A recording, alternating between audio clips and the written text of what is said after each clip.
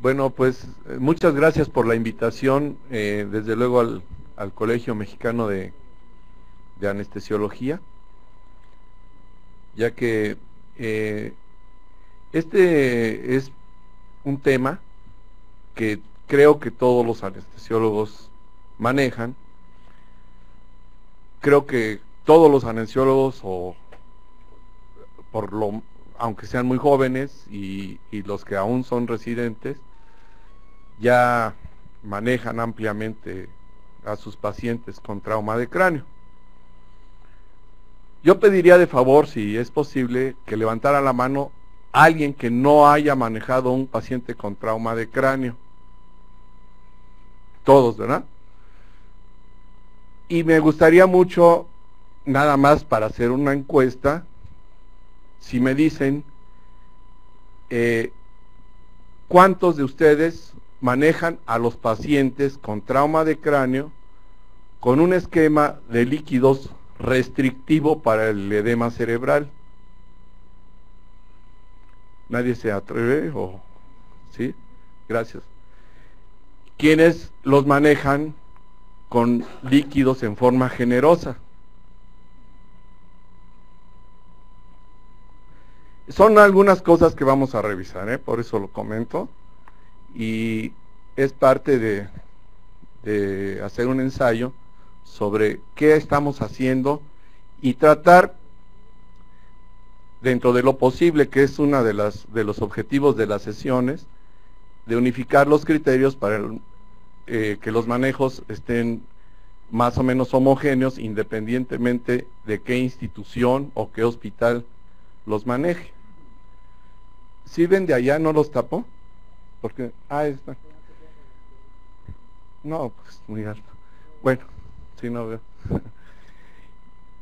Bien, entonces vamos a dar inicio. Esto es parte de un curso que se da anualmente, en donde la Secretaría de Salud del Gobierno del Distrito Federal beca a médicos egresados de la residencia de anestesia para que hagan un año de anestesia en paciente politraumatizado grave.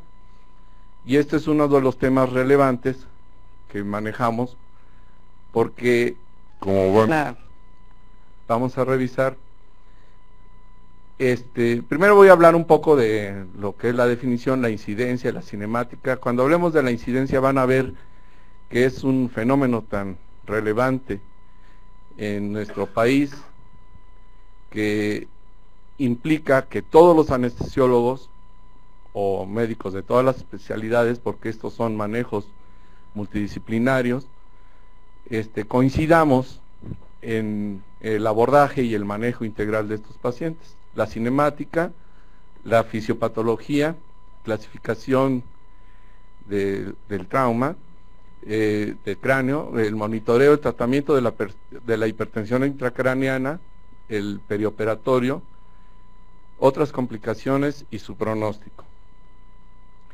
Bien, empezamos por la definición, y es una situación clínica determinada por una acción violenta, directa o indirecta, que es inducida por un agente traumático sobre la cabeza o sus componentes anatómicos, y que pueden producir déficit neurológico permanente o transitorio, pero además se puede asociar a lesiones de órganos vecinos, como en este caso lesiones cervicales o faciales, que son muy relevantes para el abordaje de la vía aérea.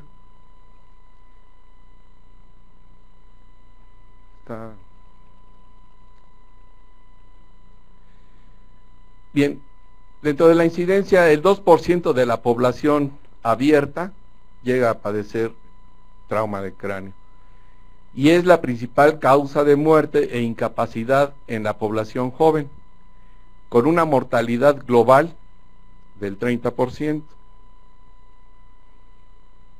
El 10% tiene mortalidad en el lugar de la lesión, en donde sufre la lesión, es decir, en la calle, y el paramédico o los ambulantes que asisten llegan tardíamente y ya no pueden salvarle la vida, por la magnitud de las lesiones y que éstas puedan ser incompatibles con la vida. el 75% fallece en las primeras horas y la principal causa registrada es la obstrucción de la vía aérea, hipoxia y choque. El 15% fallece dentro de la primera semana por fracaso multiorgánico y por infecciones asociadas.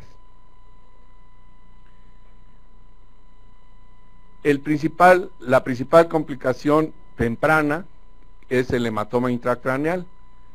Entre el 40 y 45% se da en el traumatismo craneoencefálico severo, entre el 3 y el 12% en el moderado, y 1 de cada 500 pacientes llega a tener esta grave complicación aún con traumatismos leves.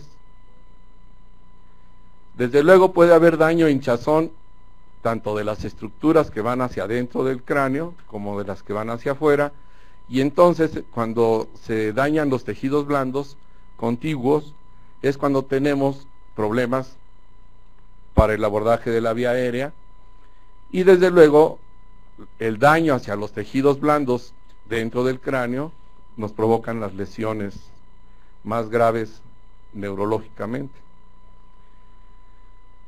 Hablando un poco de la cinemática, desde luego se aplica la ley de Newton, en donde se dice que una fuerza externa sobre la superficie del cráneo, con impacto sobre la estructura dura que es la bóveda o la base, o bóveda y base, y secundariamente se da sobre las estructuras blandas que componen la masa encefálica, cuya textura, ustedes saben, es gelatinosa. Y a determinada magnitud se promueve una lesión directa con desplazamiento de estructuras elásticas y blandas. Y esta es la citada ley de Newton, en donde la energía cinética es igual a la masa multiplicada por la velocidad al cuadrado. Esto se multiplica en las colisiones en donde algunos vehículos chocan, entonces las masas son mucho mayores y la velocidad a la que va cada vehículo se multiplican, entonces las lesiones se magnifican. Y hay otro efecto que es el de aceleración-desaceleración, es decir, este es de la segunda ley de Newton, en donde a toda acción corresponde una reacción de la misma magnitud pero en sentido opuesto, es decir, el movimiento del chicotazo.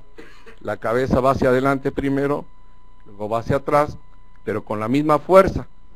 Entonces, esto produce doble daño a nivel de masa encefálica, de tal manera que aquí se expresa multiplicando esto por 2. Según el American Traumatic Coma Data Bank, la cinemática puede estar inducida, el daño puede estar inducido por ruptura ósea con una consecuente lesión vascular o por contusión vascular.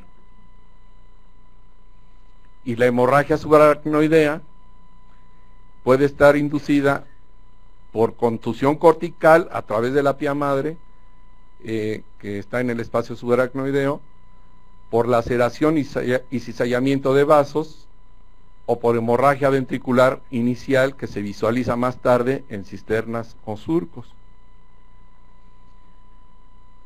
Tomar en cuenta que la presión de perfusión cerebral se da al reducir de la presión intracraneana a la presión arterial media. Con esto pretendo decir que si no mantenemos presiones arteriales medias sobre la presión intracraneana, no hay perfusión cerebral. No sé, ustedes seguramente en su experiencia habrán oído mencionar a algún anestesiólogo que dice que está hipotenso su paciente, pero que así llegó. Pero tenemos que tener la idea de no porque llegó así lo tenemos que mantener así, porque si no, no podemos lograr mantener una presión de perfusión cerebral. Esto viene al caso porque se dan estas tres fases que, aunque ahorita las voy a expresar como si fuera 1, 2 y 3, normalmente cuando vemos a un paciente ya están las tres fases encima del paciente, porque lo vemos habitualmente en el quirófano ya diferido de algunas horas, y tiene esta fase isquémica que se da dentro de las primeras 24 a 48 horas, la hiperémica, un poco más tardía, y la de vasoespasmo. Pero esto es lo referido en la literatura. Desde luego estas fases pueden enzimarse más tempranamente o más tardíamente, sobre todo en pacientes que ya llegan de antemano intoxicados, ya sea por alcohol o alguna otra droga, o son hipoxémicos, o tienen alguna otra patología que haya inducido hipoxemia o hipoperfusión, como un estado de choque, por lesiones múltiples. Ustedes saben que la lesión traumática de cráneo no se induce como única lesión, con frecuencia va asociada a otras. En este diagrama pretendo mostrar algunas de las alteraciones que se dan para llevar al paciente a un estado crítico. Desde luego, hay alteraciones en la ventilación y riego pulmonar con hipotensión y vasodilatación.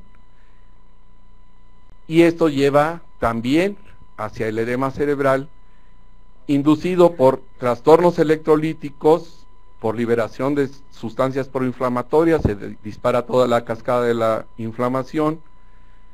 Esto lleva a mantener a un paciente con una vasodilatación cerebral y a más edema, con aumento de la PIC, y estos trastornos de ventilación y riego pulmonar a una hipoxemia,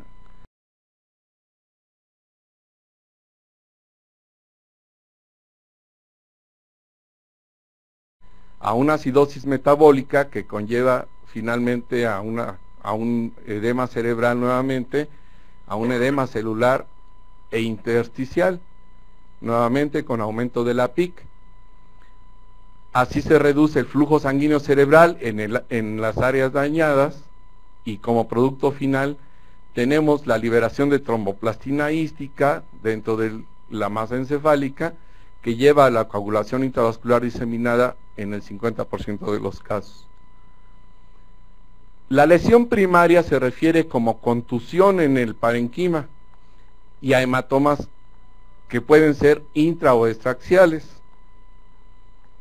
Y la lesión secundaria se debe al disparo de la cascada de la inflamación, a hipoxemia, a citotoxicidad, a lesiones o trastornos metabólicos, a isquemia y a daño axonal difuso, inducido por daño sobre la sustancia que es la masa encefálica o sus raíces. Y dentro de los efectos de la lesión secundaria, dentro de los intracraneales, se cita a la hipertensión intracraneana por el efecto de masa ocupante que se promueve por un hematoma, por el mismo edema cerebral, por hidrocefalia, por hipoxemia, trastornos y daños que inducen y llevan al paciente a crisis convulsivas, y estas durante las cuales se mantiene una mala ventilación, pues desde luego a más hipoxia y a más daño, a vasoespasmo, y si esto está abierto, además a una infección. Y dentro de los efectos de la lesión secundaria a nivel sistémico está la hipotensión, la anemia, a veces asociados, con frecuencia asociados, la hipoxia, la hipertermia, hiper o hipocarbia, hiper o hipoxemia, hay desequilibrio hidroelectrolítico y ácido base. Y estos son los tipos de edema que podemos encontrar en el paciente con trauma de cráneo. Desde luego, por un edema vasogénico, intersticial y citotóxico, por hipoxia celular. Y esto provoca mayor hipertensión intracraneana y desde luego mayor isquemia. Bien, aquí en este esquema En este diagrama se citan las lesiones primarias como las fracturas, las contusiones, las laceraciones, ya se comentaron, la lesión axonal difusa, que se deben al primer impacto. Y estas que pudieran ser evitables si se evitan los daños del primer impacto, se conocen como las secundarias y son las infecciones, los hematomas, el edema cerebral, que podría ser controlable si se manejara tempranamente a este paciente en forma adecuada desde su abordaje, a la hipertensión intracraneana y a lesiones hipóxico-isquémicas. Y desde luego a las cascadas metabólicas anómalas, se refieren como lesiones terciarias, se dan precisamente como consecuencia de no tratar temprana y adecuadamente este tipo de lesiones. Hay mecanismos compensadores que el organismo biológicamente activa, que es entre ellos la desviación del líquido cefalorraquídeo, el aumento de la absorción del líquido cefalorraquídeo y la disminución de su producción. De tal manera que la hipertensión intracraneana que induce herniación cerebral promueve a esta triada que se le conoce como triada de Cushing: bradicardia, hipertensión y bradipnea. Y hay otras razones por las cuales el cerebro sufre, o la masa encefálica del tejido cerebral, que es la hipoxia isquémica, que se da por bajo flujo sanguíneo cerebral, hipoxia por baja extracción de oxígeno cerebral, esta es la hipoxia hipoxémica, la anémica, que se da por sangrado. Estos pacientes no se tienen que mantener necesariamente hemodiluidos, las hemoglobinas y los hematocritos deben de ser el hematocrito por arriba de 30, la hipoxia por alta afinidad de la hemoglobina por el oxígeno, y esto se debe a alcalosis, y esto se debe a un fenómeno de hiperventilación, a hipotermia, a hipoxia por incremento de shunts, los que comentaba que se dan a nivel pulmonar, y desde luego que se dan a nivel cerebral, y esto se conoce como hipoxia por disperfusión. La hipoxia histotóxica, la hipoxia por desacoplamiento ventilatorio, que ya comentábamos, y la hipermetabólica, es decir, hay un incremento en el metabolismo, sobre todo si hay un síndrome disautonómico que está relacionado con un síndrome febril. La escala de Glasgow, que todos ustedes conocen y manejan, nos muestra qué tipo de lesión puede tener el paciente, y se piensa que puede ser leve la lesión si su Glasgow oscila entre 13 y 15 puntos. La lesión puede ser moderada cuando el Glasgow está entre 9 y 12 puntos, y se considera una lesión grave si el Glasgow está por debajo de 8 puntos. Les presento la escala de Glasgow, que todos ustedes manejan muy bien. Hay otra diseñada para infantes, que no la muestro en el momento porque no es mi tema, pero se adapta a infantes. ¿Y qué requiero para que este paciente pueda entrar a quirófano? A veces se pretende que el paciente tiene que tener muchas cosas para entrar a quirófano. No. En realidad el paciente puede pasar casi directo, como esté, porque salvarle la vida es prioritario. Una vez diagnosticado el daño, es decir, el hematoma o el edema, o qué tipo de lesión tiene el paciente. Pero si le han tomado biometría hemática y están por entregarla, no necesitamos ver el resultado. Sí lo vamos a requerir cuando evaluemos su transfusión o su reposición de elementos para plasma, plaquetas, etcétera, así como sus pruebas de coagulación, su química sanguínea, que no tiene que tener más de 6 elementos, con 3 o 4 elementos es más que suficiente. Sus electrolitos séricos, y es suficiente si tenemos sodio, cloro y potasio, tal vez calcio. Las pruebas de coagulación, estas son importantes, no necesariamente antes de que pase el paciente a quirófano, porque a veces algún anestesiólogo que no tenga mucha experiencia sobre trauma de cráneo piensa que tiene que tener todo esto en el expediente ya listo para poder aceptar o no aceptar al paciente. Y hay veces que no tenemos el tiempo adecuado para poderle proporcionar los cuidados o el drenaje del hematoma en forma oportuna si estamos esperando a que nos entreguen gases y pruebas cruzadas y todo esto, ¿no? Hay veces que hay que pasarlos primero e ir pidiendo todo al laboratorio ya dentro del quirófano el paciente y el cirujano trabajando. Y si tuviéramos, muchos de los hospitales no tenemos pruebas toxicológicas y menos en forma oportuna, pero sería ideal que las tuviéramos para descartar que este paciente además está intoxicado por alguna otra cosa que modifica su Glasgow. Es muy importante tener una placa de cráneo y cara, una placa lateral de cuello para analizar el canal medular, que es lo más importante, y para no hacer iatrogenias a la hora de intubar al paciente o pretender hacer maniobras muy cruentas para tratar de intubarlo. Es decir, si este paciente se intuba tempranamente, seguramente le va a ir bien y no necesita estar en quirófano. Esto puede ser desde trauma choque con un abordaje oportuno. Una vez evaluado el Glasgow, tratar de usar fármacos que no modifiquen Glasgow. Es decir, tratamos de evitar algunos fármacos benzodiazepínicos o barbitúricos y tratamos de usar fármacos que no modifiquen mucho el Glasgow. Estamos hablando más de morfínicos, que es lo que sí requiere el paciente, pero sí estar atentos a su estado de conciencia, que nos permitan a nosotros evaluar su estado de conciencia.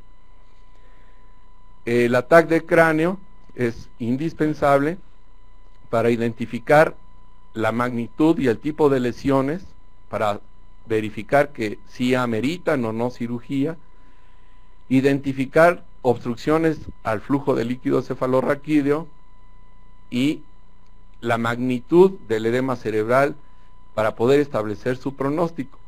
Si tenemos resonancia, qué bueno, pero no es indispensable tener una resonancia. Y tal vez aquí lo que sí falta es la angiografía.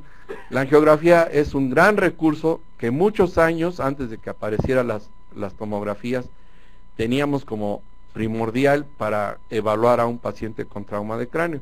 Ahora ha pasado un poquito a la historia, pero yo no quiero que se piense que ya pasó. Es decir, para nosotros sigue siendo de alto valor el tener una angiografía. Esta clasificación que hizo el doctor Marshall en el 2005, en donde evaluó a 94 pacientes, evaluó sus características radiológicas y el tipo de lesiones que podía tener. Si la tomografía de cráneo prácticamente es normal o con un mínimo edema, como en este ejemplo, y esto lo da a veces el manejo de tonos que da el técnico o el médico que hace la tomografía, pues si no se ve con un gran edema, pues cursan con buenos resultados el 100% de sus pacientes. Cuando la lesión es difusa, de estos resultaron 37.2% de estos 94 pacientes con algunas pequeñas lesiones. Aquí hay un hematoma pequeñito, aquí en este ventrículo.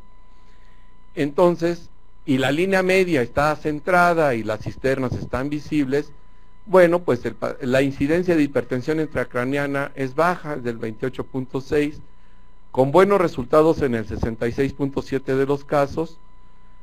Si la lesión es difusa o tipo 3, de los cuales resultaron 20.2% de los casos de estos 94 pacientes, con un edema bilateral, en donde no se observan las cisternas de la base, cursan con hipertensión intracraneana el 63.2% de los casos, y con buenos resultados solamente el 44.4%, es decir, hay mayor cantidad de pacientes que cursan con malos resultados que con buenos resultados.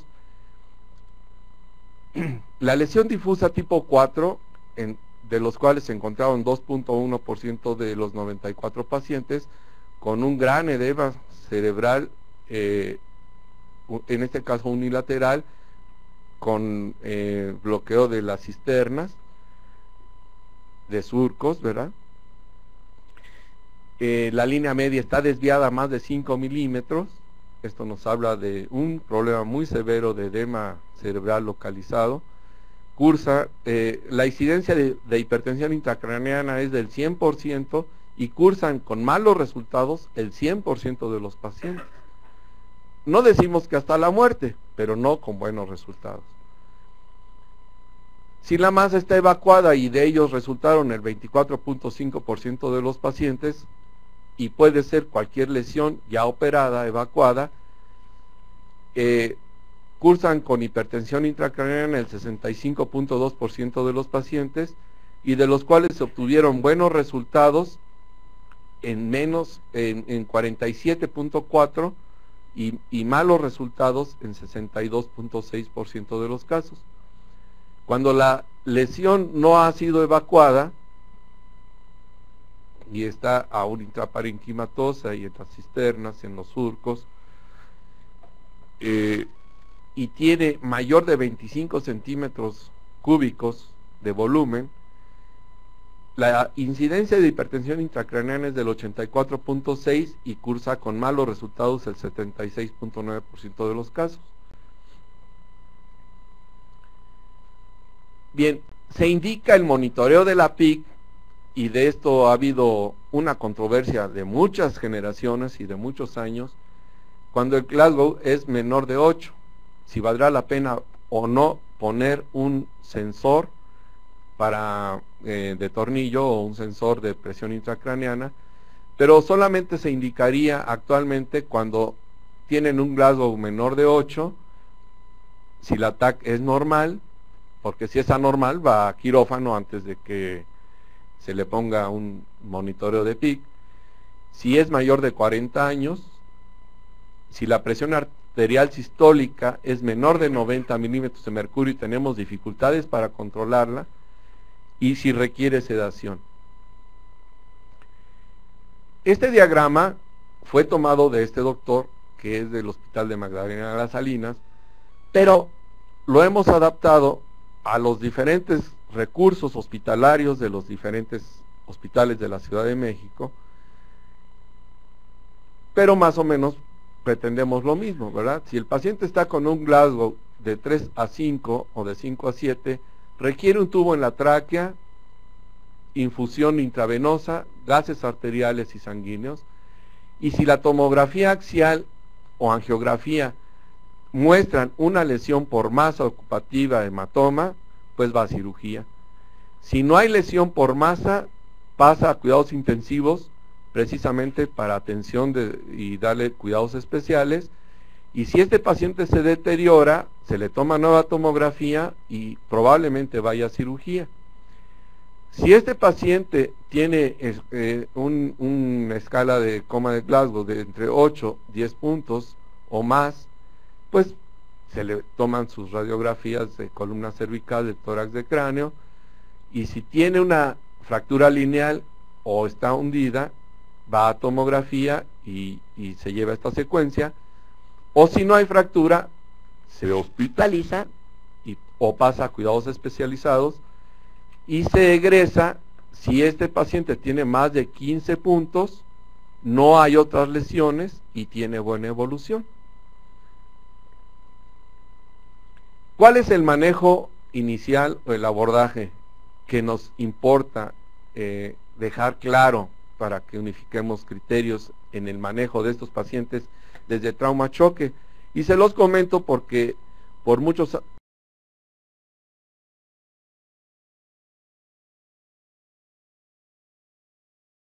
años hemos comentado que el anestesiólogo ya dejó de estar necesariamente siempre en el quirófano esperando al paciente.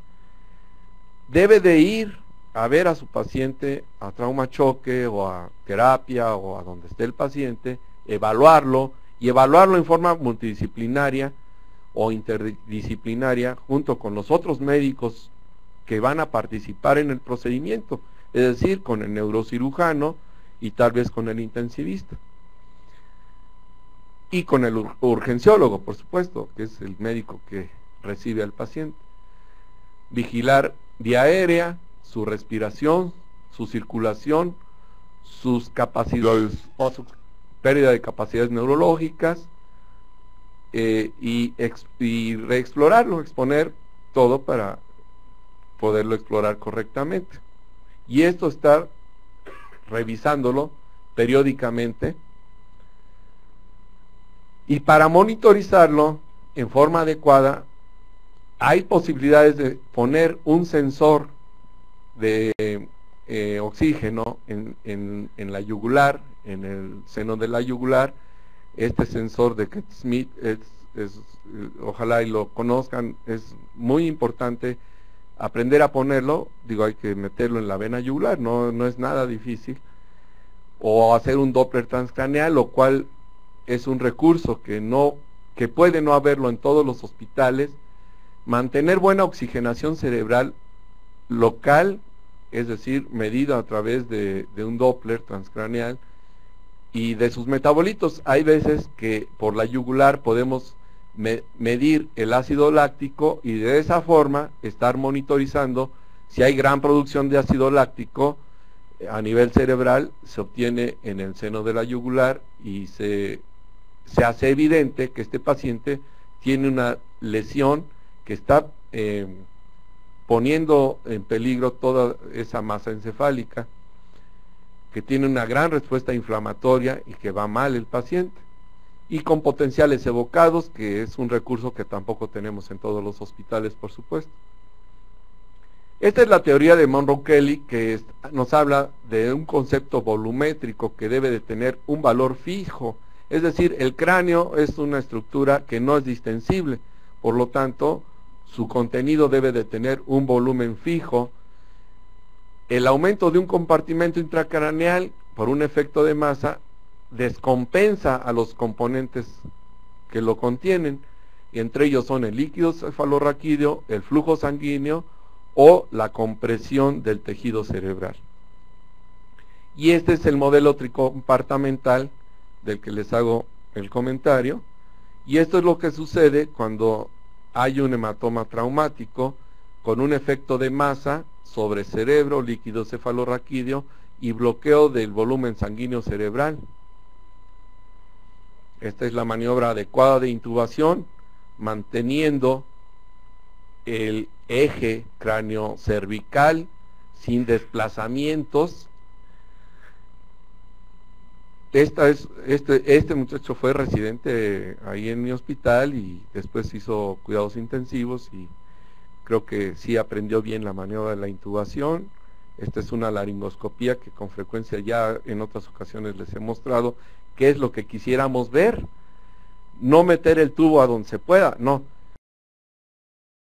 Aquí primero estar seguros que es la laringe y que ahí va a ir nuestro tubo al intento más temprano posible.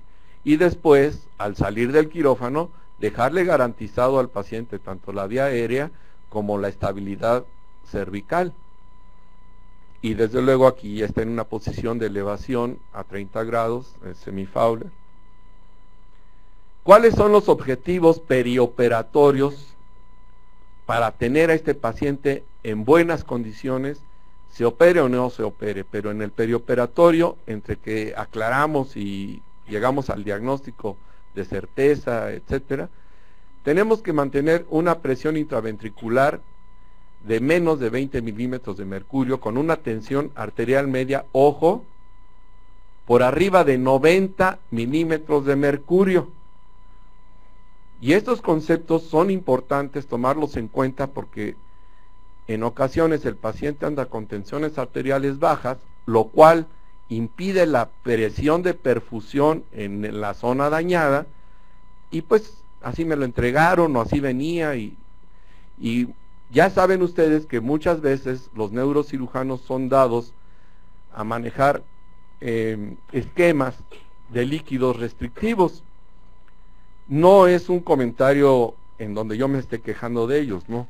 lo que procede es comprender que mientras no se drene esa masa no evacuada dentro del cráneo y tengamos ese efecto de masa y obstrucción al drenaje arterial o a la irrigación arterial, la presión arterial media debe de ir por arriba de 90 milímetros de mercurio, sea con líquidos o sea abordarlo primariamente con apoyo inotrópico y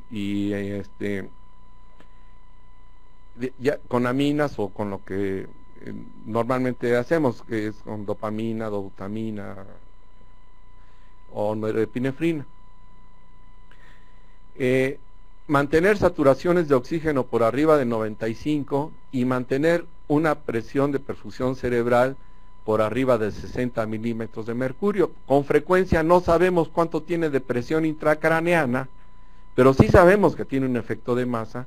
Por lo tanto, este es el concepto que nosotros primariamente sí tenemos que manejar. Y ya después investigaremos si podemos medir la presión intracraneana o no. Desde luego, dentro de los objetivos está la corrección de la hipovolemia, es decir, yo sé que el neurocirujano de primera instancia, siguiendo los conceptos de Lund, que a continuación se los voy a mostrar, lo manejó con un esquema restrictivo de líquidos y diurético y manitol, etcétera, pero entonces yo lo tengo que alcanzar. ¿Por qué lo tengo que alcanzar? Porque si no, nunca le voy a levantar la presión arterial. Y lo corrijo con cristaloides y coloides en forma balanceada. Hay que corregir la acidosis. Según la fase, pues tal vez haya que darle manitol, pero no es, hay que llevar un balance de líquidos, un buen control de líquidos, no, porque no se trata nada más de deshidratar, sino de mantener también una presión de perfusión cerebral, y tal vez se haga candidato a manejar esquemas de diuréticos. Eso está bien avalado, pero en el transanestésico, que el doctor Conrado Huerta ya hablará de eso, de primera instancia tenemos que corregir en el perioperatorio, es decir, antes de que llegue al quirófano y después de su egreso de quirófano. Si queremos mantener la presión de perfusión, pues tenemos que corregir la tensión arterial del paciente. Una hiperventilación que solamente se permite a rangos menores de 30 cuando el edema es muy terrible y no está bajo control, pero si no, con esto es correcto, con esto es suficiente de 30 a 34 TOR. Estos son los esquemas revisados que actualmente están avalados. Ustedes saben que para hacer estas revisiones nos metemos a la biblioteca Cochrane y solamente comentamos lo que está avalado por medicina basada en evidencias. No les voy a comentar nada que no sea avalado por medicina basada en evidencias, siguiendo la corriente actual. No está autorizada la hemodilución para estos pacientes, es decir, deben de mantenerse hematocritos por arriba de 30 y con hemoglobinas por arriba de 10, transfundir lo suficiente y monitorear con pruebas de coagulación. Es muy importante porque ya dijimos que se libera tromboplastina ística. Y les hablaba hace rato de fármacos que sí se están autorizados desde antes de entrar a cirugía y para que puedan tolerar un tubo en la tráquea, pero a lo mejor yo necesito estarlo explorando, entonces no necesito deprimirlo neurológicamente, necesito que no tenga dolor y necesito que me tolere el tubo en la tráquea y necesito ver si su Glasgow se modifica o no. Entonces el fentanil es una muy buena alternativa, remifentanil en infusión, nalbufina o buprenorfina. El caso es que el paciente pueda tolerar y ser monitoreado clínicamente. El mantener analgesia y sedación en el periodo perioperatorio es sumamente útil. No quiero un paciente excitado, quitándose el tubo, arrancándose las ondas. Así no se maneja un paciente, obviamente. se maneja con apoyo mecánico ventilatorio y si es necesario, porque ya fue revisado ampliamente por el neurocirujano y se justifica porque no puedo controlar al paciente, pues sí, tendré que relajarlo, pero primero sedarlo, no relajarlo sin sedarlo. Si puedo ponerle un monitoreo BIS, sería excelente, o potenciales evocados, que no es fácil, ni en trauma choque, ni en el, por lo menos no en quirófano, pero sí el BIS, o monitoreo con evaluación clínica continua, es decir, necesito un fármaco tipo desmetomidina, nalufina desmetomidina, desmetomidina fentanil, el que ustedes indiquen. Creo que aquí no tenemos por qué forzar al anestesiólogo a usar un solo esquema. Él utilizará lo que juzgue conveniente. La idea es que no modifique mucho su Glasgow, o que si uso un fármaco pueda suspender su infusión, poderlo valorar y después continuar su infusión para poder monitorizar al paciente en cuanto a escala de Glasgow. Hacer una emersión suave o mantenerlo sin toser y sin esquema, sin irritación sobre la tráquea, en posición de semifowler a 30 grados, y ya después de la cirugía, pues tener una convalecencia con un apoyo nutricio oportuno y adecuado. Estos son los esquemas que les decía, los de Lund, que son manejar a los pacientes. Esos son los planteamientos terapéuticos en los pacientes con trauma craneoencefálico, y para prevención y tratamiento de la hipertensión endocraneana están estos conceptos de Lund, que es la terapia dirigida a mantener disminuidos los volúmenes intracraneales, que es a partir del manitol, del diurético, del furosemide, y hay otras drogas que históricamente se han usado, como la cloropromacina, y de ahí salieron algunos, que si la ergotamina, etcétera, y de ahí salió después por derivación el supuesto manejo para cefalea pospunción. Otro día ya platicaríamos de esos temas, pero nacen de aquí, de la terapia inducida por Lund. Y Rosner, que no es que sea opuesta, pero es otro criterio. Este es el de mantener la tensión arterial media alta, mantener la presión de perfusión, con el fin de que la zona isquémica, la zona de penumbra, la zona de sufrimiento, se encuentre bien perfundida. Y la Bryan Trauma Foundation ha dado pauta a una terapéutica escalonada, es decir, empezar con esto, seguir con esto, y si no da resultado, seguiríamos con las medidas de ventilación, etcétera. El caso es ir escalonando a manera de que el paciente sí mantenga una ventilación, perfusión y finalmente una perfusión cerebral adecuada. Y hay otras terapéuticas guiadas por European Brain Injury Consortium, que son de acuerdo a la saturación de oxígeno en este sensor que se coloca en el seno de la yugular. Y hablando un poquito de neuroprotección, porque por cierto nuestro tercer ponente no va a poder llegar, nos habló que está bloqueado en la inundación. Se usan los antagonistas de calcio, la nimodipina, etcétera. Se da neuroprotección farmacológica, es decir, si se permite, está autorizada. La hipotermia es de los últimos recursos, obviamente no son recursos primarios, que está dentro de los no farmacológicos. Otras medidas de prevención y tratamiento de la hipoxia cerebral es primero diagnosticar la causa de la hipoxia, y si hay otra razón, por trauma a otro nivel y todo, corregirlo, o si esto es por anemia, o lo que ya, esto ya lo habíamos comentado. El tratamiento de la hipertensión intracraneana, bueno, pues drenaje. La prevención y tratamiento del síndrome disautonómico postraumático, que les decía que se compone de la triada de Cushing, o además fiebre. La prevención y tratamiento de las complicaciones sistémicas, que ya dijimos cuáles son, entre ellas están las infecciones, y de las crisis convulsivas.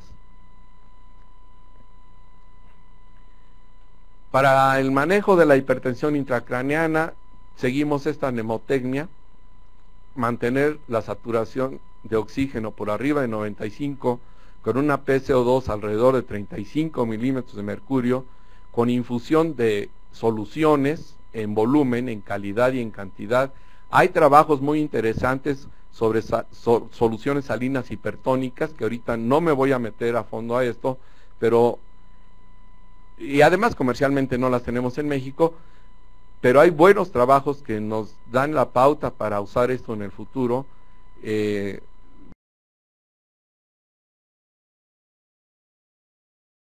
Mantener ya sea con Riger lactado o solución salina al 0.9%, que es lo autorizado actualmente, más coloide. La presión por arriba de 90, esto quisiera dejarlo como mensaje grabado. Elevación de la cabeza con un semifowler a 30 grados, analgesia y sedación. Y entonces el manejo de la hipertensión intracraneana, cuando es por arriba de 20 milímetros de mercurio, se vale el drenaje de líquido cefalorraquídeo, la hiperventilación, primero ligera y si no hacerla más profunda, y entonces sí nos iríamos a los conceptos de Lund, a usar el manitol, soluciones hipertónicas, la hiperventilación, y noten ustedes aquí que vamos bajando de rango, barbitúricos, craneotomía descompresiva, la hipotermia, aquí ya estaría en posibilidades de llevarlo a la hipotermia bajo un protocolo. Si esto es, la presión intracraneana está por debajo de 20 milímetros de mercurio, bueno, pues hay que mantener vigilancia y buena presión de perfusión cerebral. Y dentro de las medidas adicionales, que muchas veces nos cae la lluvia, sobre todo de artículos de internet, las novedades, ¿verdad? Y queremos que el artículo que fue escrito ayer, ese tiene la verdad absoluta, y no es cierto. Primero hay que filtrarlo por la medicina basada en evidencias y verificar que son artículos de grupos de pacientes controlados, que cumplen con todas las características de veracidad y de manejo estadístico adecuado, preferentemente utilizar los de la biblioteca Cochrane. Entonces, mantener presión de perfusión cerebral, de convulsiones, de hipertensión, manteniendo presión arterial media. Cuando se considera hipertensión y está por arriba de 120, desde luego hay que controlarla, tampoco esto es bueno. Dijimos sobre 90, no, ya en rangos muy altos es tan nociva como tenerla baja la presión. Mantener nutrición o apoyo nutricio temprano, profilaxis de todas las complicaciones, entre ellas las úlceras de estrés, y la profilaxis antitrombótica una vez que tenemos control de tiempos. Manejar las alteraciones hidroelectrolíticas y de glicemia, el control de la fiebre y la hipertermia y la hipotermia. Y estas son las no aprobadas, las que con frecuencia aparece por ahí un artículo que dice que es una maravilla esto nuevo. Bueno, hay que tener mucho cuidado. Los esteroides no han mostrado ningún beneficio, ninguna ventaja en el manejo del paciente con trauma de cráneo, ni la Dexa, ni la metilprednisolona, ni nada. Al contrario, desequilibrio en las glicemias y desequilibrio hidroelectrolítico. Terapias experimentales no son válidas para este tipo de pacientes que se debaten entre la vida y la muerte. Antagonistas de glutamato tampoco. Barredores de radicales libres que de repente por ahí nos dicen que son maravillosos. Cuidado, no están autorizados. Los calcioantagonistas solamente en el protocolo ya comentado. El dexanabinol también en el protocolo ya comentado. ¿Y cuál es el pronóstico? Pues depende del examen clínico perioperatorio, es decir, también después de la cirugía, de acuerdo al ataque de control o inclusive resonancia magnética, y entonces sí, en el posoperatorio podemos ver por potenciales evocados sin despertar al paciente si está bien. ¿Y cuál es su pronóstico? De acuerdo a la escala de Glasgow, bueno, puede ser 1, la muerte, o que quede en estado vegetativo sin funciones de alto nivel de integración cortical, o con disfunción severa, o dependiente de terceros para su vida diaria, o con disfunción moderada, independiente en su vida diaria, que es lo que quisiéramos, ¿verdad? Que esté con buena recuperación o con disfunción mínima. Y de eso depende mucho lo que haga el anestesiólogo durante la cirugía. No tener en la mente, no, pues es que se iba a morir, de todos modos está re mal. No, sí, a lo mejor se iba a morir, pero dentro de 20 o 30 años. El caso es que nosotros sí tenemos que pretender rescatarlo. Bueno, esto es un comercial, ojalá y lo compren, vale la pena. Y por mi parte es todo, les agradezco mucho, les dejo al doctor Conrado Huerta Millán.